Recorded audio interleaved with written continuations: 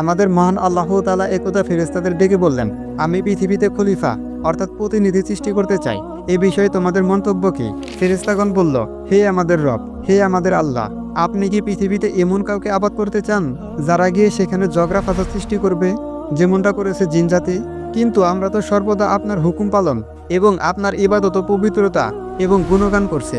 তখন ফেরেশতাদের কথা শোনার পর আল্লাহ তাআলা বললেন, আমি যা জানি তোমরা তা জানো না। অর্থাৎ আল্লাহ চান এই পৃথিবীতে এমন একটা সৃষ্টি পাঠাতে যারা হবে অনেক জ্ঞান ও ইচ্ছাশক্তি সম্পন্ন এবং নিজস্ব বিচার বুদ্ধি সহকারে নিজেদের ইচ্ছা অনুযায়ী আল্লাহর বিধানসমূহের অনুগত্য করবে ও তার ইবাদত করবে।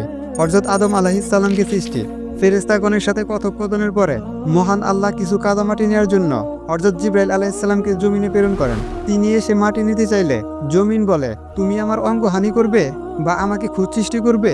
এ ব্যাপারে তোমার নিকট থেকে আমি আল্লাহর কাছে ক্ষমা চাই। তখন জিবরাইল আলাইহিস সালাম মাটি না নিয়ে ফিরে গিয়ে বললেন, হে আমার আল্লাহ, জমিন তোমার আশ্রয় প্রার্থনা করায় আমি তাকে নিয়ে আসতে পারিনি। এবার আল্লাহ তাআলা হযরত মিকাইল আলাইহিস সালামকে জমিনে পাঠালেন। জমিন তার নিকট থেকেও পূর্বের মতো আশ্রয় প্রার্থনা করেন, তাই তিনিও ফিরে গিয়ে জিবরাইল আলাইহিস সালামের মতোই আল্লাহর কাছে গিয়ে বললেন। এবার আল্লাহ তাআলা হযরত আজরাইল আলাইহিস সালামকে প্রেরণ করেন। জমিন তার কাছ থেকেও আশ্রয় প্রার্থনা করলে তিনি বললেন, আর আমিও আল্লাহর আদেশ বাস্তবায়ন না করে শূন্য হাতে ফিরে যেতে পারবো না। আমি মহান আল্লাহর পক্ষ থেকে ক্ষমা প্রার্থনা করছি। এরপর তিনি বিভিন্ন স্থান থেকে মাটি সংগ্রহ করে আল্লাহর নিকট নিয়ে যান। সেই মাটি থেকেই আল্লাহ তার কুদরতি হাত দিয়ে হযরত আদম আলাইহিস সালামকে সৃষ্টি করলেন। এরপর মহান আল্লাহ পাক ফেরেশতাদের আদেশ করলেন হযরত আদম আলাইহিস সালামকে সিজদা করতে।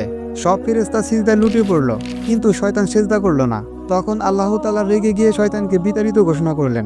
সেই থেকে শয়তানও প্রতিজ্ঞা করল যে, যেই আদম আলাইহিস সালামের জন্য শয়তান হতে হয়েছে, আমি সেই আদম ও তার সন্তানদেরকে পথভ্রষ্ট করব এবং জাহান্নামে প্রেরণ করাবো। আল্লাহ তাআলা নিজ হাতে মাটি দিয়ে হযরত আদম আলাইহিস সালামকে সৃষ্টি করলেন এবং এর ভিতরে রূহ দান করলেন। সৃষ্টি করা হলো পৃথিবীর প্রথম মানুষ হযরত আদম আলাইহিস সালামকে। হযরত আদম আলাইহিস সালামের বেহেশতে বসবাস। বেহেশতের প্রথম মানব আল্লাহর আদেশে জান্নাতে থাকা শুরু করলেন। মানব জাতির পিতা হযরত আদম আলাইহিস সালাম। জান্নাতের বাগানে একা একা ঘুরে বেড়ান হযরত আদম আলাইহিস সালাম।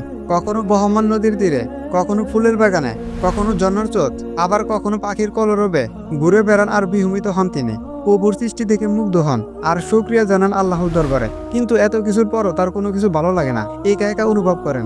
তখন মহান আল্লাহ তাআলা হযরত আদমের পাঁজরের হাড় খুলে নিলেন এবং সেই হাড় দিয়ে সৃষ্টি করলেন হযরত হাওয়া আলাইহিস সালামকে, প্রথম নারী এবং মানব জাতির প্রথম মা হযরত হাওয়া আলাইহিস সালাম। এরপর আরও সেই তাদের দুজনের বিয়ের আয়োজন করা হয়। আল্লাহ হযরত আদম ও বিবি হাওয়াকে জান্নাতে বসবাস করার অনুমতি দিলেন এবং বললেন, হে আদম, তোমার জীবন সঙ্গিনী হাওয়াকে নিয়ে জান্নাতে বসবাস করো এবং উপভোগ করো সেখানকার সব নাজ নিয়ামত। কিন্তু সাবধান, একটি কাজ কখনোই করবে না। ওই যে গন্ধম গাছ দেখছো, ওই গাছটির কাছেও যাবে না কখনো। সাবধান, ভুলেও কখনো ওই গাছের ফল খাবে না। তোমরা যদি ওই গাছের ফল খাও, জান্নাত থেকে বের করে দেব তোমাদের, চিরদিনের জন্য বিতাড়িত হবে সুখের এই উদ্যান থেকে।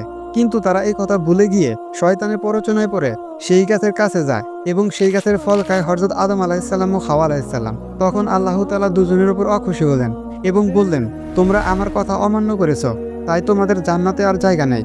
আজ হতে তোমরা এবং তোমাদের সন্তানেরা ওই পৃথিবীতে বসবাস করবে। হযরত আদম আলাইহিস সালাম ও হাওয়া আলাইহিস সালামকে পৃথিবীতে প্রেরণ। পৃথিবীতে পাঠিয়ে দিলেন তাদের। পৃথিবীতে এলেন হযরত আদম আলাইহিস সালাম ও হাওয়া আলাইহিস সালাম। পৃথিবীতে নামার পর তারা একে অপরকে খুঁজে পেলেন না। হযরত আদম আলাইহিস সালাম দেখলেন তার প্রিয়তমা স্ত্রী নেই তার পাশে। হযরত হাওয়া আলাইহিস সালাম দেখলেন প্রিয়তমা স্বামী নেই তার পাশে। বিষণ্ণ হয়ে গেল আদম ও হাওয়ার মন। কেঁদে কেঁদে বুক বাসালেন হযরত আদম আলাইহিস সালাম। কেঁদে কেঁদে বুক বাসালেন হযরত হাওয়া আলাইহিস সালাম। প্রভুর দরবারে ক্ষমা প্রার্থনা করলেন দুজনেই। ফিরে চাইলেন একে অপরকে। প্রার্থনা করলেন প্রভুর কাছে।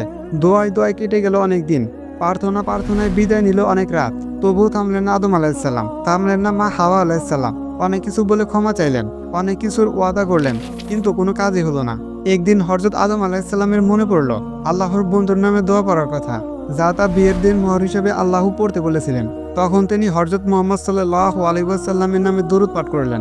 আল্লাহ তার এই দোয়া কবুল করলেন এবং জিবরাইল আলাইহিস সালামকে পাঠালেন আর বললেন যে, আদম আলাইহিস সালামকে বলো, আমি তাকে ক্ষমা করেছি আমার বন্ধুর নামে দরুদ পাঠের কারণে।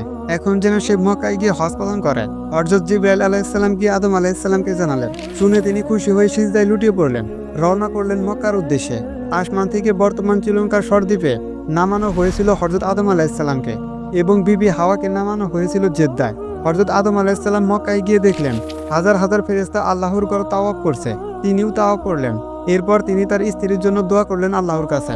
আল্লাহ তার দোয়া কবুল করলেন এবং বিবি হাওয়ার সঙ্গে মিলিত করলেন আরাফাতের ময়দানে। এরপর দুজনে একসাথে দুনিয়াতে সংসার শুরু করলেন। হযরত আদম আলাইহিসসালামের মৃত্যু। হযরত আদম আলাইহিসসালাম 1000 বছর বেঁচে ছিলেন। হযরত মুহাম্মদ সাল্লাল্লাহু আলাইহি ওয়াসাল্লাম বলেন, শুক্রবার হলো সবথেকে উত্তম দিন, কারণ এই দিনে হযরত আদম আলাইহিসসালামের জন্ম ও এই দিনে তার মৃত্যু হয়। আবার এই দিনে পৃথিবী সৃষ্টি এবং কিয়ামতও হবে এই দিনে। হযরত আদম আলাইহিসসালামের মৃত্যুর 1 বছর পরেই হাওয়া আলাইহিসসালামের মৃত্যু হয়। বন্ধুরা, এই ছিল হযরত আদম আলাইহিসসালাম ও হাওয়া আলাইহিসসালামের সংক্ষিপ্ত জীবনী।